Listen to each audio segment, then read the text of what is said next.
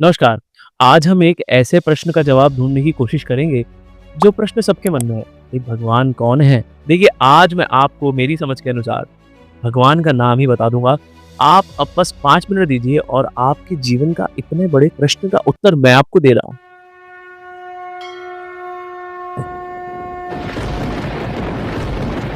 देखिए, हर धर्म में भगवान की अलग-अलग व्याख्या है, किंतु वेदांत सूत्र में जो भगवान की व्याख्या है, उस व्याख्या से लगभग हर धर्म सहमत होगा। जन्माद्यस्य यतः अर्थात जिससे सर्वस्व अस्तित्व उत्पन्न होता है, जो हर वस्तु के स्रोत है। इस संसार में हर वस्तु कहीं न कहीं से तो आई है।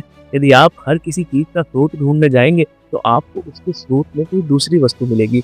तो वह प्रारंभिक स्रोत, जहाँ से सबकी उत्पत्ति हुई है और अंत में सब उसी में जाकर मिल जाते हैं, वो ही भगवान है। तो हर प्रत्यक्ष अप्रत्यक्ष, सजीव निर्जीव, आत्म और पदार्थ का मूल स्रोत भगवान। अब किसी के बारे में हमें जानना हो तो हमें 2 प्रश्न करने चाहिए कि भई वो कैसा है और उसके गुण क्या हैं?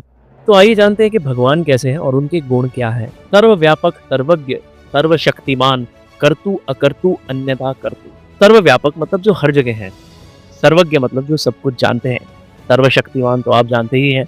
कर्तु मतलब वो कार्य जो हम कर सकते हैं, वो प्रभु कर सकते हैं।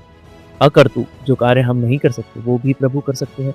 अन्यथा कर्तु ऐसे कार्य जो हम सोच भी नहीं सकते, वो भी प्रभु कर सकते हैं। लेकिन इन सबसे ऊपर भगवत गीता में उनका वर्णन करते हुए कहा है, सुहृदम सर्वभूतानाम, जिसका अर्थ है केवल एक अच्छे मित्र नहीं, हमारे परम मित्र जो हमारे ही भले के लिए सोचते रहते हैं। हमारी गलतियां, त्रुटियां, हमारी गलत आदतें होते हुए भी हमारा अच्छा ही विचारते हैं।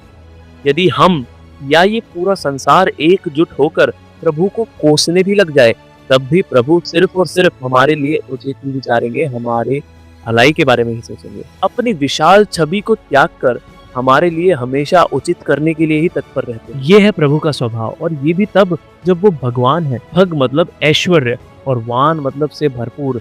सभी ऐश्वर्यों से भरपूर जो है ऐसे भगवान। विष्णु पुराण के श्लोक में पराशर मुनि भगवान की व्याख्या देते हुए एक श्लोक बोलते हैं, ऐश्वर्यस्य समग्रस्य वीर्यस्य यशस्य श्रियः ज्ञान वैराग्यश्चैव षण्णाम भग हितिंगना। अर्थात भगवान वो हैं जो इन 6 ऐश्वर्यों से अनंत मात्रा में परिपूर्ण है।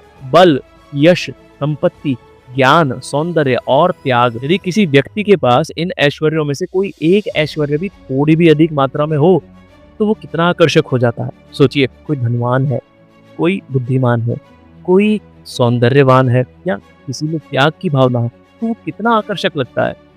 और विचार करिए, यदि किसी के अंदर ये 6 के 6 सौंदर्य अनंत मात्रा में विभूषित हो, तो वो कितना आकर्षक होगा। और ये सब होने के बाद भी वो पलक झपकते ही इन सब ऐश्वर्यों का त्याग कर देंगे किसी ऐसे व्यक्ति के लिए जो निस्वार्थ प्रेम से उन्हें फूल, पत्ती, कुछ पानी के छींटे अर्पण कर रहा हो। अब हर कोई उनके साथ भगवान स्वरूप में तो आदान प्रदान कर नहीं सकता, इसीलिए भगवान ने अपने आप को 3 रूपों में विस्तृत किया है, ब्रह्म, परमात्मा और भगवान। ब्रह्म जो निराकार, अव्यक्त और सर्वव्यापक है। परमात्मा जो हर आत्मा के हृदय में वास करता है, वो परमात्मा। और भगवान जो व्यक्त है, अपने आध्यात्मिक संसार में लीला कर रहे हैं और भक्तों के लिए प्रकट भी होते हैं। वो जो हमारे हृदय में उपस्थित हैं, हमारे अच्छे बुरे, धर्म अधर्म सब कर्म देख रहे हैं। हमारे कृत्य तो छोड़िए, हमारे विचार भी उनसे छुपे हुए नहीं हैं। ऐसे परमात्मा स्वरूप के दर्शन करने के लिए योगी हजारों वर्ष की तपस्या करते हैं, तब भी उन्हीं योगियों को परमात्मा दर्शन देते हैं जिनके हृदय में निस्वार्थ प्रेम हो। तो हमारे लिए 1000 वर्ष की तपस्या तो दूर, 100 वर्ष तक जीवित भी हम शायद ही रह पाएंगे। इसलिए भगवान खुद को हमारे जैसे जीवों के लिए 4 स्वरूप में उपलब्ध कराते हैं।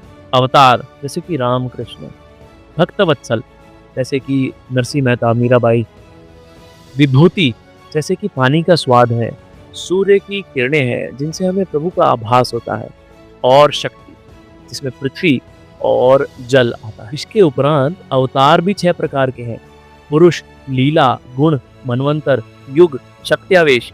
भाई अब ये सब तो बहुत ही ज्यादा भ्रामक हो गया है, हमें तो कुछ समझ नहीं आ रहा। हमारा प्रश्न तो अभी भी वहीं के वहीं है कि भगवान कौन है।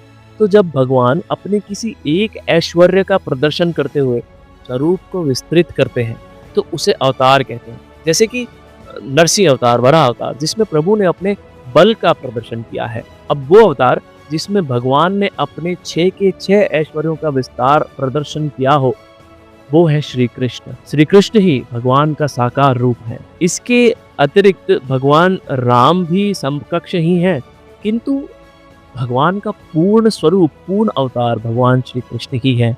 तो मैं आशा करता हूँ कि आज आपके मन में जो संशय थे, उनमें से कुछ तो दूर हुए ही होंगे। और कुछ यदि बाकी हैं तो कमेंट में मुझे बताइए, और भी कुछ ज्ञान मिला हो तो लोगों के साथ शेयर कर दीजिए। तो सब्सक्राइब किए भी ना हो तो जाना ही नहीं है। हम मिलते हैं अगले वीडियो में। नमस्कार।